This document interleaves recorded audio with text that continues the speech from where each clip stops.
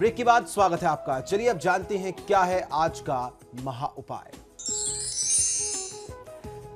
जी बिल्कुल, हमारे जीवन में पितृदोष का बहुत भयानक परिणाम सामने आता है। आज मैं आपको बताने वाला हूं कि पितृदोष कैसे बनते हैं और पितृदोष के लक्षण क्या हैं, पितृदोष के जो अशुभ परिणाम जीवन में आते हैं किस प्रकार आप उनको पहचान सकते हैं। बहुत सारे लोगों को जानकारी नहीं होती कि उनके जीवन में पितृदोष है और कैसे आप पता लगा सकते हैं। एक आम आदमी अपने जीवन में किन बातों से, किन लक्षणों से ये जान सकता है, समझ सकता है कि उनके घर में, उनके परिवार पर पितृदोष का साया बना हुआ है। तो कौन से हैं वो लक्षण और क्या हो उसके उपाय, ये जानना चाहिए। पितृदोष की कुछ प्रमुख बातें जो मैं आवश्यक समझता हूं वो आपको बता देनी चाहिए।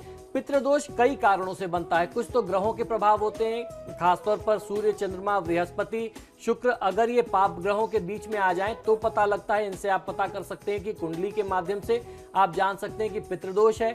यदि किसी परिवार में किसी व्यक्ति की असमय मृत्यु हो गई हो, खासतौर पर कोई एक्सीडेंट से, कम उम्र में कोई गंभीर बीमारी से, कोई डूब के मर गया, कोई जल के मर गया, किसी ने आत्महत्या कर ली, सुसाइड कर ली, किसी की हत्या हो गई, मर्डर हो गया, ये सारे लक्षण जो हैं अतृप्त आत्माओं के लक्षण होते हैं। जिसकी आयु नहीं थी, जिसकी अवस्था अभी जाने की नहीं थी और किसी न किसी कारण से उसे कम उम्र में जाना पड़ा, असमय मृत्यु हो गई, ये सारे लक्षण जो हैं या अतृप्त आत्मा के लक्षण होते हैं। और यही जो अतृप्त आत्मा है वो अपने परिजनों को, अपने परिवार को परेशान करती है, मोक्ष प्राप्ति के लिए परेशान करती है। वो आपसे चाहती है कि आप उनके लिए मोक्ष के लिए कुछ वैदिक कर्म करें, तब उनको मोक्ष प्राप्त हो। ये प्रमुख लक्षण होते हैं, कुछ खास लक्षण होते हैं पितृदोष के।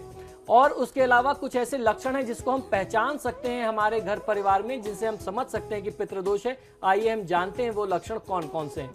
हिंदू धर्म ग्रंथों व मान्यताओं में जहां पितरों यानी पूर्वजों की प्रसन्नता घर परिवार को खुशहाल बनाने वाली मानी गई है, वहीं पितृदोष कुटुंब में कई तरीके की परेशानियों और समस्याओं का एक मूल कारण, मूल वजह भी माना गया है। किंतु कई लोग धर्म कर्म में तो विश्वास रखते हैं, किंतु ज्योतिष शास्त्रों की, ग्रह नक्षत्रों के शुभ अशुभ प्रभाव से जुड़ी हुई बातों को बहुत ज्यादा महत्व नहीं देते। वास्तव में ज्योतिष शास्त्रों में अलग अलग ग्रहों के बुरे योग से बनने वाले पितृदोष को सफलता और सुख में बहुत बड़ा बाधक का एक बहुत प्रमुख कारण भी माना गया है। अगर कोई कार्य की व्यस्तता के कारण जन्म का सही समय और तारीख नहीं जानते या ज्योतिष पर अविश्वास के कारण कुंडली में पितृदोष नहीं जान पाए हैं, तो आज जो मैं आपको व्यवहारिक जीवन से जुड़ी हुई कुछ ऐसी बातें बताने जा रहा हूं जिनसे आप ये जान सकते हैं कि आपके घर परिवार में पितृदोष है या नहीं है। ये पितृदोष के कुछ प्रमुख लक्षण हैं, वो मैं आपको बताने जा रहा हूं। पहला लक्षण यह है कि बहुत कठोर परिश्रम करने के बावजूद भी, कड़ी मेहनत करने पर भी आपको परिणाम बहुत बुरे मिलते हैं। जितनी आप मेहनत करते हैं उतनी सफलता नहीं मिलती।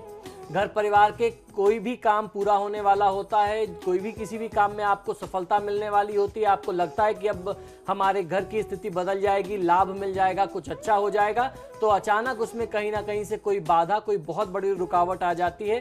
व्यवधान के कारण वो काम कभी पूरा नहीं हो पाता। अच्छी कमाई और बहुत अच्छे तरीके से धन आने के बावजूद भी आपकी सेविंग्स कुछ नहीं होती। कमाई आती है और आने के पहले उसके खर्च का सारा ब्यौरा बना होता है, पैसा चला जाता है, धन गैर जरूरी कामों में, बिना आवश्यकता के कार्यों में खर्च हो जाता है। पिता और पुत्र के बीच में बहुत ज्यादा गहरा मनमुटाव, तनाव और वैचारिक मतभेद की स्थिति जहां बनी रहे, यह भी पितृदोष का एक बहुत प्रमुख लक्षण है। धन, सुख सुविधा, परिवार से समृद्ध होने पर भी शुभ और मंगल कार्य परिवार में नहीं हो पाते, ये भी एक प्रमुख लक्षणों में से है। पुत्र या पुत्री के शिक्षित और आत्मनिर्भर होने के बावजूद भी उनके रोजगार मिलने में बाधा आती है और उसके बाद उनके विवाह में अनेक प्रकार की बाधाएं आती रहती हैं और विवाह में अनावश्यक जो है विलंब होता है। चिंताओं और रोगों से व्यक्ति परेशान और बेचैन रहता हो तो यह भी पितृदोष का लक्षण माना जाता है।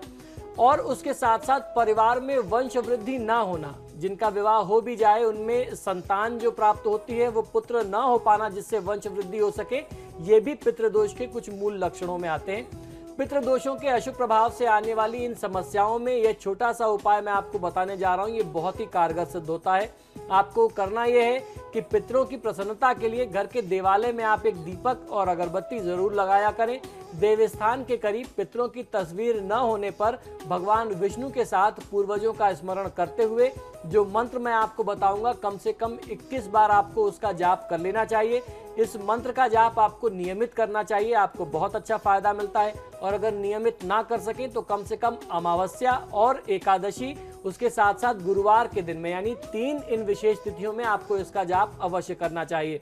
यह मंत्र है ओम पितराय नमः। इस मंत्र का जाप करने से आपको पितृ दोषों में बहुत अच्छा लाभ मिलता है। ओम पितराय नमः मंत्र का आपको जाप करना चाहिए। पितृ दोषों से उत्पन्न इन परेशानियों में यह उपाय बहुत ही असरदार सिद्ध होता है और ऐसा मानते हैं कि एकादशी, चतुर्दशी, अमावस्या व रविवार के दिन या फिर हर रोज अगर आप कर सकते हो, नहीं तो फिर खासतौर पर आश्विन माह में जो श्राद्ध पक्ष आता है उन सारी तिथियों में और रविवार को स्नान करके तांबे के लोटे में जल भर करके उसमें सफेद आंकड़े के पुष्प डाल करके, मदार के पुष्प डाल करके उदित होते हुए सूर्य को यदि कोई व्यक्ति अर्घ देता है तो उससे बहुत अच्छा फायदा मिलता है। और अर्घ देने के लिए कौन से मंत्र का प्रयोग करना है, आइए ये भी बता देता हूं। इस मंत्र को भी कम से कम आपको 21 बार जाप करना चाहिए। यह मंत्र है ओम सूर्याय नमः। ये जो मंत्र का प्रयोग आपको करना है, ये सूर्यदेव को अर्घ देने के लिए करना है। और पितृदोष अगर पता चल जाए या आपको बहुत ज्यादा ऐसी इन लक्षणों में से कुछ समस्याएं ज्यादा आ रही हो तो अमावस्या की तिथि में त्रिपिंडी श्राद्ध कर लेना पितृदोष का बहुत अच्छा, बहुत प्रामाणिक और शास्त्रीय उपाय है। तो फिलहाल आपके सितारे में इतना ही। आचार्य जी, आप स्टूडियो में आए, आपका बहुत बहुत शुक्रिया। जी नमस्कार। तो फिलहाल के लिए इतना ही, लेकिन समाचार प्लस पर खबरें लगातार जारी हैं।